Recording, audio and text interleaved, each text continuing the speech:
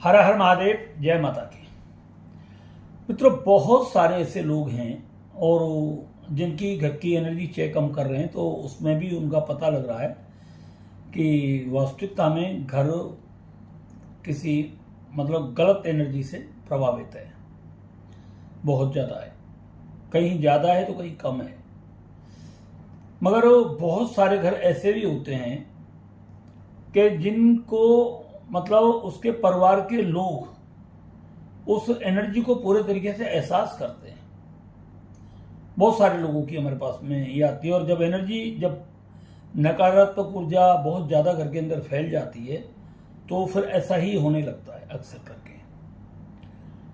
बहुत सारे लोग बताते हैं कि गुरुजी, हमको ऐसा लगता है कि जैसे हमारे घर में चमगादड़ें बोल रही हों, या रात्रि के वक्त कोई उल्लू वगैरह बोल रहा हो, चील की सी आवाज़ आ रही हो, और पक्षी जैसे हमारे ऊपर से कोई उड़ करके जा रहा हो, कोई कबूतर वगैरह, इस तरीके की आवाज़ें आना।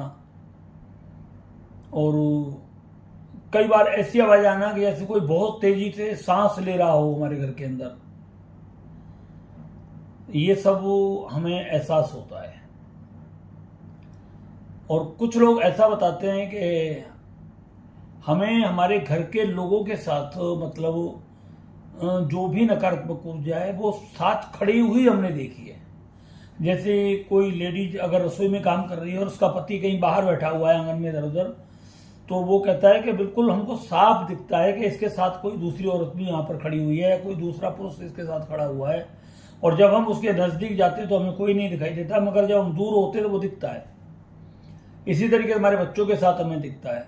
एक व्यक्ति बोल रहा था कि मेरे भाई जब मोटरसाइकिल पर जाते हैं तो एक बार उन्होंने देखा कि भाई मोटरसाइकिल चला रहे हैं और उसके पीछे कोई व्यक्ति बैठा हुआ है। तो मैंने अपनी माँ से बताया कि मम्मी, भाई की मोटरसाइकिल पर कोई बैठा हुआ है। तो उसने कहा कौन बैठा हुआ है? बोले ये नहीं पता कि कौन है, मगर कोई बैठा हुआ है। तो वह उन्होंने पूछा होगा भाई कोई आदमी था, कौन था? बोले आदमी नहीं था, मगर कोई ऊपरी चक्कर लगाए को बैठा हुआ है। और जब ये उसने बोला तो वो करीब कहीं जा रहा होगा और उसका एक्सीडेंट हुआ और वो जो है ख़त्म हो गया, वापस नहीं आया। और उसके बाद उस परिवार में बड़ा डर दहशत फैल गई। तो वो जो भाई मरा था, वो आदमी जो मोटरसाइकिल पर बैठा हुआ था वो भी घर के अंदर दिखाई दे रहा था और फिर भाई भी दिखाई देना शुरू हो गया उस घर के अंदर। तो घर बहुत मानसिक तनाव में चला गया था, बहुत परेशानी के अंदर आ गया था। ये सब क्या हुआ, कैसे हुआ? तो ऐसी बहुत सारी चीज़ें जब हम एनर्जी चेक कर रहे हैं तो लोग करा रहे हैं, अपनी भी कराते हैं तो घरों की भी करा रहे हैं। तो ये बहुत सारी चीज़ें आ रही हैं। अब इसके लिए बहुत सारे लोगों ने अपने घरों में हनुमान चालीसा के पाठ भी कराएं, सुंदरकांड के पाठ भी कराएं, बड़े बड़े पूजा पाठ हवन वगैरह भी कराएं। मगर बहुत सारे लोग कहते हैं कि गुरुजी, ये कुछ भी नहीं हो रहा। हम बालाजी भी कितने बार चले गए और क्या भाई वहाँ शांति हो जाएगी, वहाँ से जल वगैरह भी लेकर के आए और भोग प्रसाद भी लगा करके आए, मगर किसी प्रकार का कोई फर्क नहीं पड़ रहा है। और समझ में नहीं आ रहा कि हम करें तो करें क्या, इसका कोई उपाय है या नहीं है, और घर बेच दें हम या क्या करें। अच्छा, दूसरी बात करें कि हमारे घर में इनके चलते एक मानसिक तनाव, एक डिप्रेशन जैसा, डर जैसा फैल गया है। बहुत ज़्यादा डर सा अंदर से हमको नहीं, बच्चों को भी लगने लगा है। छोटे छोटे बच्चे जो हैं वो भी एकदम जैसे डर से सहम जाते हैं, घर के दरवाजे से बाहर नहीं निकलते हैं। रात को दिन छुप जाता है तो उनको कुछ बोलते तो वो कहते हैं नहीं डर लग रहा है। उनको पूछते भी डर किस चीज़ का लग रहा है तो वो कहते हैं नहीं डर लग रहा है, इतना ही बोल देते हैं। ये सब चीज़ें पैदा हो जाती हैं। बहुत सारे लोग कहते हैं कि जब से हमारे घर में ऐसा हुआ है तो सारा काम धंधा बिल्कुल एकदम चौपट हो गया है, बिल्कुल एकदम। जिनके काम लगे हुए थे वो भी सब छूट गए और जो काम थोड़ा बहुत चल रहा था वो भी सब बंद हो गया है और स्थिति बहुत खराब होती जा रही है। कई लोग बीमार पड़े होते हैं, बीमारियां फैल जाती हैं, कई घरों में झगड़े कलेश, ये ऐसा हो रहा है। तो ये बहुत सारी चीज़ें ऐसी होती हैं कि जब घर के अंदर किसी प्रकार की ऐसी कोई नेगेटिव एनर्जी होती है तो चाहे कितना भी अच्छा व्यक्ति क्यों ना हो, पढ़ा लिखा हो, चाहे कुछ भी हो, तो उसका दिमाग काम नहीं करता है इन सब चीज़ों में। तो ऐसे स्थिति में ये जो तंत्र मंत्र झाड़ फूंक वाले होते हैं, इनकी तो दुकानदारी बहुत अच्छी चल जाती है, चाहे बेशक किसी को फ़ायदा मिले या ना मिले, इनसे इन्हें कोई मतलब नहीं, उन्हें तो अपना उल्लू सीधा करना होता है। तो बहुत सारी ऐसी चीज़ें होती हैं कि वो ये सारी नकारात्मक ऊर्जा आपके घर के अंदर भी हो सकती है, आपके ऑफिस में भी हो सकती है, आप कोई फैक्ट्री कारखाना वगैरह है वहाँ पर भी हो सकती है, और ये कहीं भी हो सकती है आपके पास। तो ये जब पता कब चलता है किस तरीके की एनर्जी है आपके घर में जो आपको परेशान कर रही है, आपके घर में लड़ाई झगड़ा करा रही है, या जो आपके आसपास ओरा में घूम रही है चारों तरफ, तो इसका पता लगता है एनर्जी चेक करने से। जैसे हम कहते हैं ना, आप भाई अपने घर का फोटो भेजो, या जिस किसी व्यक्ति पर परेशानी है उसका फोटो भेजो, तो जब फोटो भेजते हैं तो वो सारी की सारी एनर्जी उसमें बिल्कुल क्लियर आ जाती है। मगर वो आती तभी है जब आप शोर शराबा ना मचाओ। भाई आपके घर में चोर आ गए मानो, ठीक है, और आप चोर आ गए, आपने चोरों को देख लिया और आपने शोर मचाना शुरू कर दिया पूरे घर में, चोर चोर चोर चोर चोर, तो अब चोर वहां रुकेगा क्या? चोर तो नहीं रुकेगा ना, अब चोर वहां से चला जाएगा।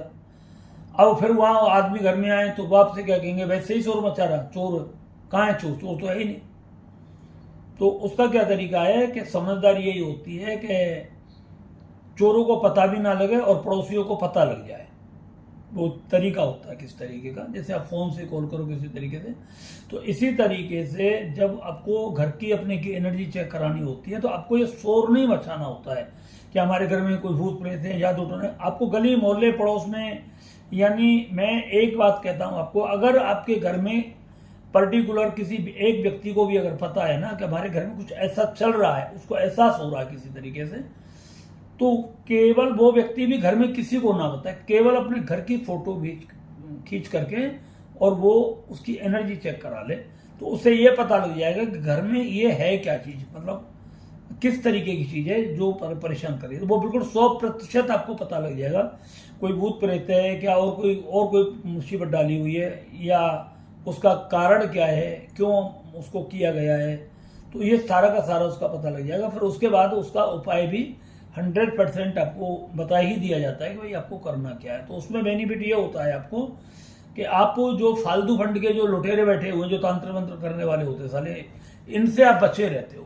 क्यों कि ये इनका कुछ भी नहीं होता यार। मैं तो आपको बिल्कुल सीधी सीधी बात बता रहा हूँ, देखो मेरी बात को आप समझने की कोशिश करना। आप बालाजी जाते हो है ना, अब बालाजी में खुद हमने जिन पर भूतें जो हिल हिल करके आते हैं वो खुद हनुमान चालीसा पढ़ रहे हैं, खुद बजरंग बाण पढ़ रहे हैं।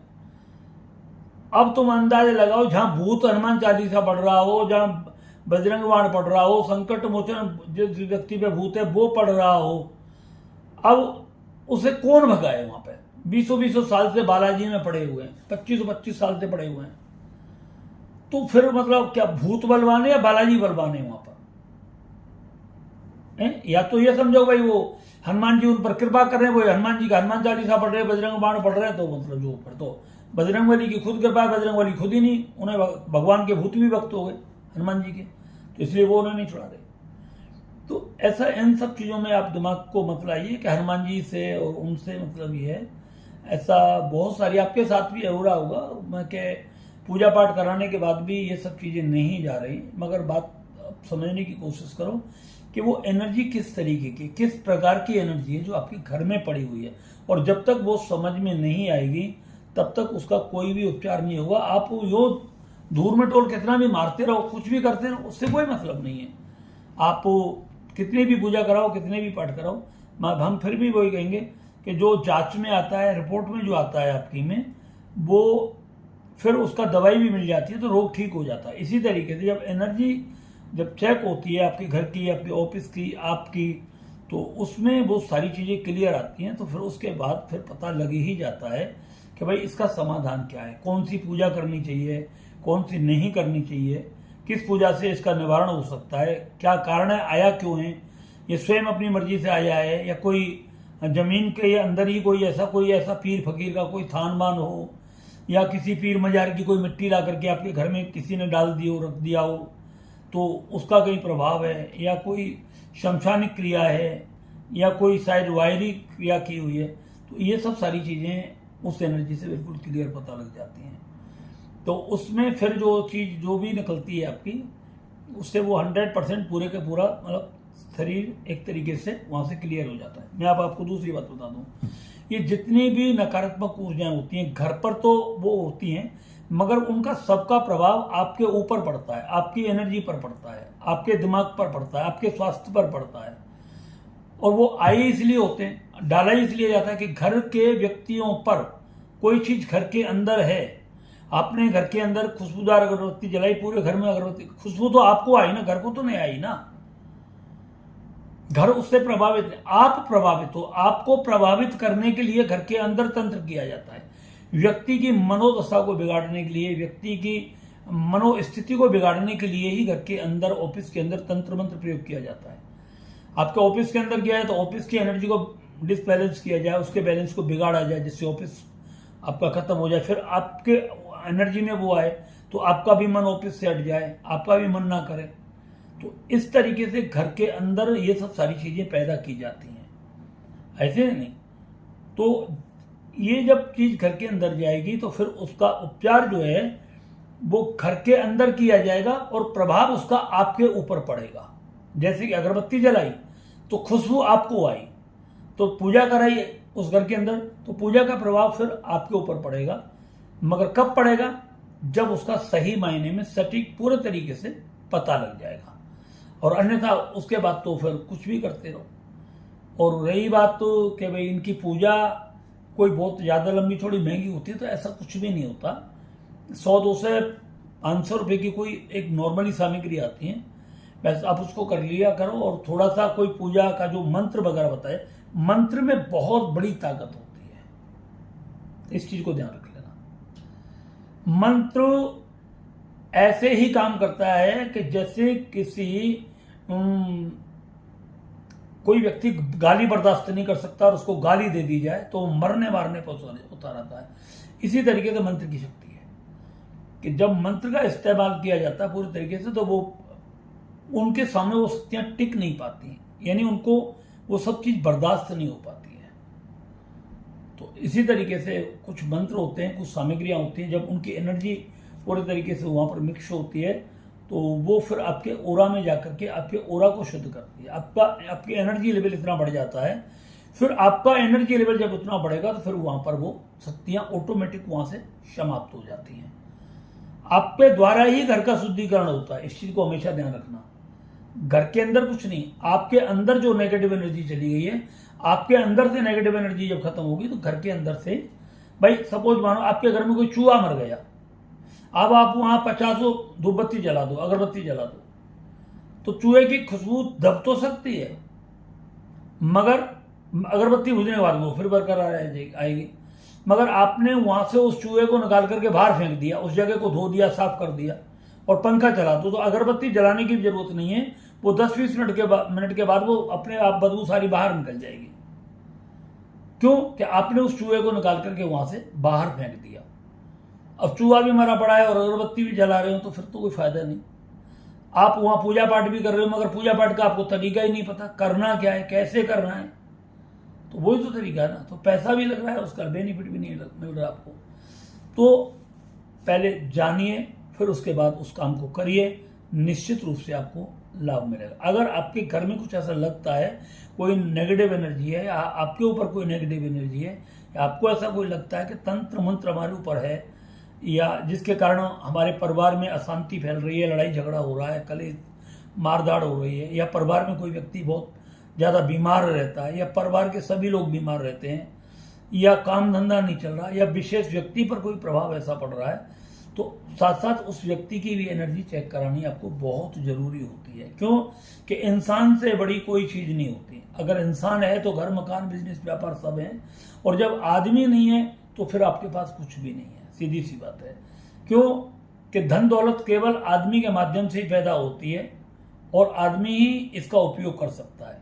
अगर आदमी नहीं रहेगा तो फिर धन दौलत की क्या वैल्यू आएगी, इस बात को भी हमेशा सोच लीजिए। तो मैं आप सभी से यही कह रहा हूँ, बहुत सारे समझदार लोग हैं जो अपनी एनर्जी चेक करा रहे हैं और उनको जो जो एनर्जी में मिल रहा है फिर उसके बाद वो उपचार कर रहे हैं, तो उनको 100% पूरा पूरा लाभ मिल रहा है। तो इसलिए अगर आप भी इन सब चीज़ों से परेशान हैं, आपके घर में भी कोई परेशानी चल रही है, तो आप बेफिक्र होकर के आप अपनी एनर्जी चेक कराएं और जो परेशान व्यक्ति है उसकी भी कराएं। एनर्जी चेक करने की फीस हमारी 2100 रुपये है एक व्यक्ति की, चाहे घर की कराओ चाहे व्यक्ति की कराओ।